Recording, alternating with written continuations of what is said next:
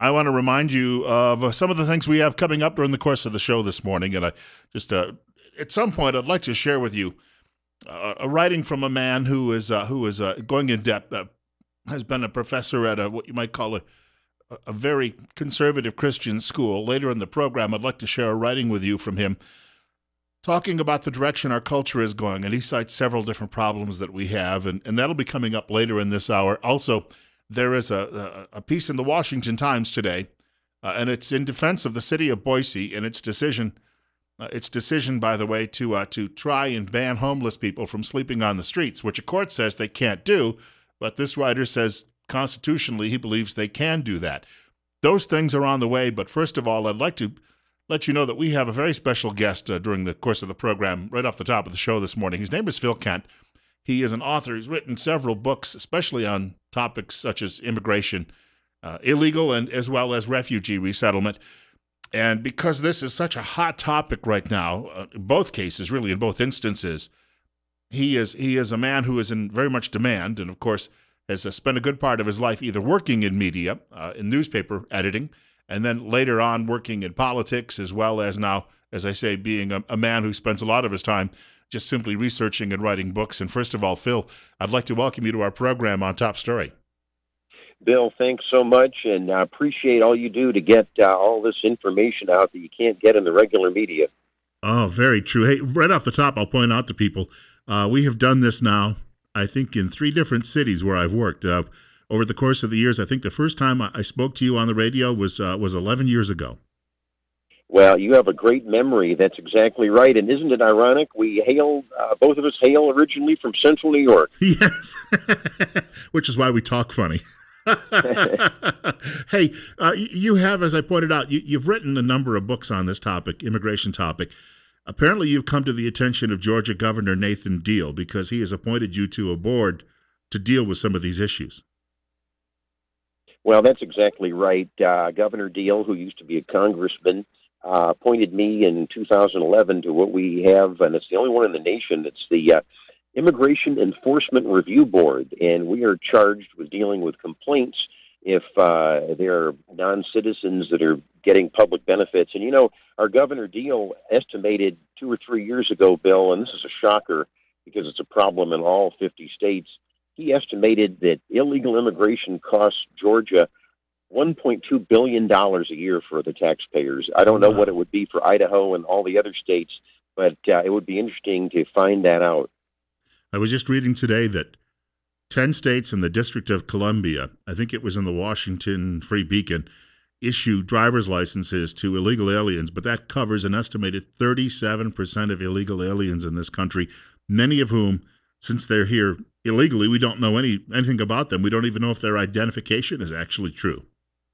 Well, that is a very good point. Aside from the economic arguments, and of course, cheap labor isn't cheap. We can go into that, but yes, it's a homeland security issue. We need to know who is here, and if you want to talk about this so-called anchor babies, I was doing a little research before the show, Bill. 400,000 anchor babies are born to foreign-born parents who are here illegally, and that's got to stop. And I just saw on the news where some of these radical Islamic terrorists were anchor babies. So it's the most stupid law I can think of in the United States. It's the only country in the modern world that allows this so-called birthright citizenship when a woman sneaks across the border and has a baby. Yesterday, apparently both Jeb Bush and Donald Trump were asked about that phrase, anchor babies, and reporters implying somehow that it's an offensive term. That's apparently an invention I hadn't heard of yet. They both turned it around and said, give me a better term to use, and reporters were somewhat dumbfounded. You have a media background. Do you see an obvious attempt to sort of a bias to drive the agenda in the other direction from a lot of these people working at newspapers?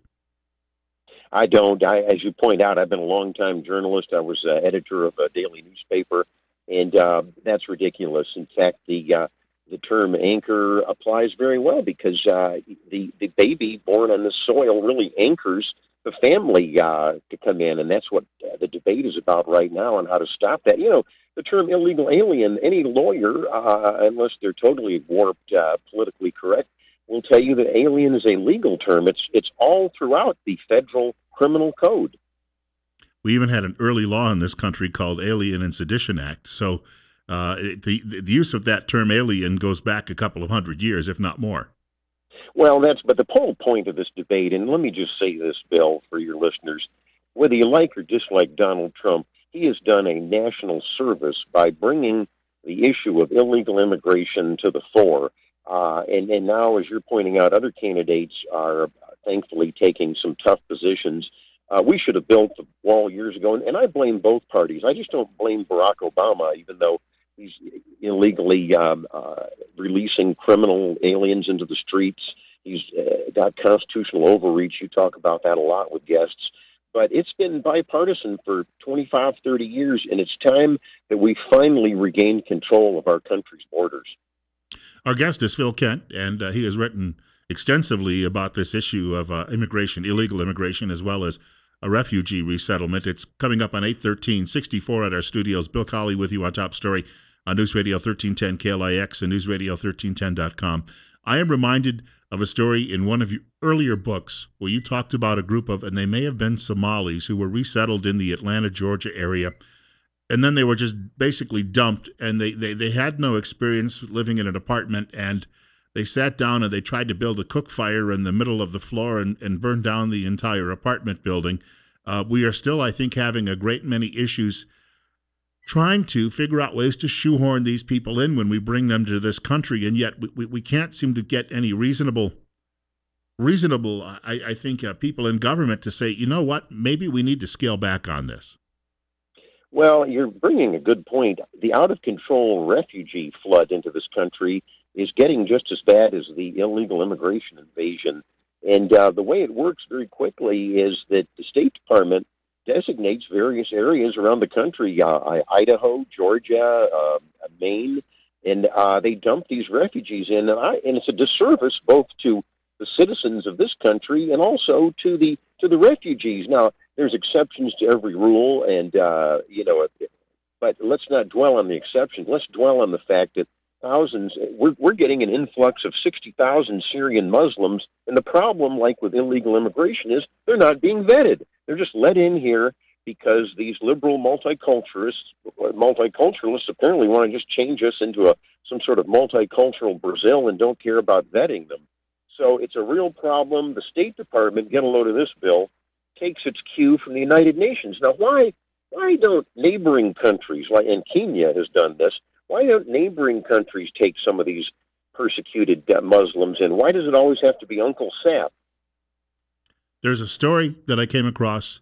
I guess it's on the op-ed pages of the Wall Street Journal, which is not terribly friendly to our cause, but a writer by the name of Robert Riley says today, he's speaking about the Christians in Iraq, and he points out no one is willing to remove them and take them out of that cauldron where most of them are marked. What happens is ISIS paints a big N for Nazarene on their doors. That way they're marked for death at that point. But it mentions we are granting all sorts of visas for Syrian Muslim refugees, but these Christians are basically stranded. They would, at least I would think, would be a better cultural mix than what we're getting.